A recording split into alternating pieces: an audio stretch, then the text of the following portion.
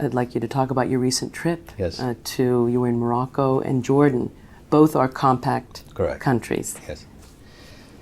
Jordan was great. I mean, we have a $225 million investment in Jordan, primarily to help that country become more water secure. You know, Jordan is one of the most water-poor countries in the world, and our investment is concentrated in Zarqa, which is the second largest city in Jordan, and at the end of the day, approximately 3 million people benefit from the water project.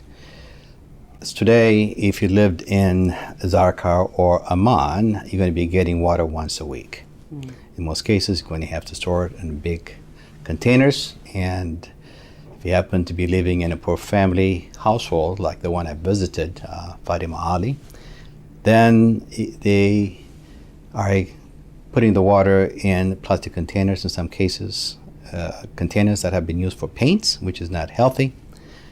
And I also saw that approximately 50% of the water is lost because of leakage. So our investment is primarily, we'll be able to fix the leakage, which is about 50% today. It's going to be able to connect approximately 35,000 houses to the storage system, and also is going to expand the wastewater treatment, which will bring additional water to farmers and save the fresh water for household use.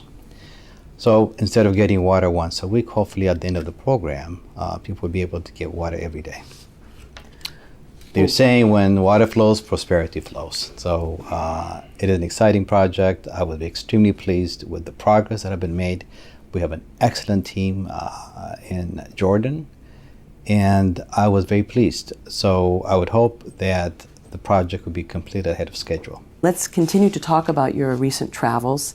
And I'm very interested to know, since we're talking about the Middle East, Yeah. Jordan, if you noticed any impact from the political uprisings that are occurring in many of the Middle Eastern countries, any impact on your ability to work with some of these countries in North Africa and the Middle East? Has it complicated your efforts? I think in both cases, both in Jordan, Morocco, both kings are making reforms, and we are very pleased with the reforms that are taking place in both Jordan and Morocco. And in both cases, they have been extremely good partners. And Morocco, we have one of the largest investments, about $700 million, concentrated in different sectors.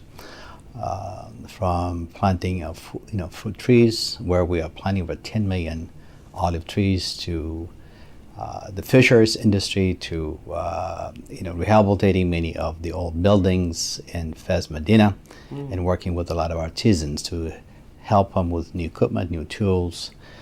So it is a big and very ambitious, investment, and it's going to be completed in September of 2013. And I was extremely pleased again with what I saw.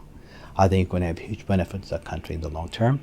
And again, what they told me when I was in Morocco is, in addition to our investment, which is huge and it's going to have a huge impact, like the olive tree alone, cash crop is going to be able to add additional income to the pockets of farmers.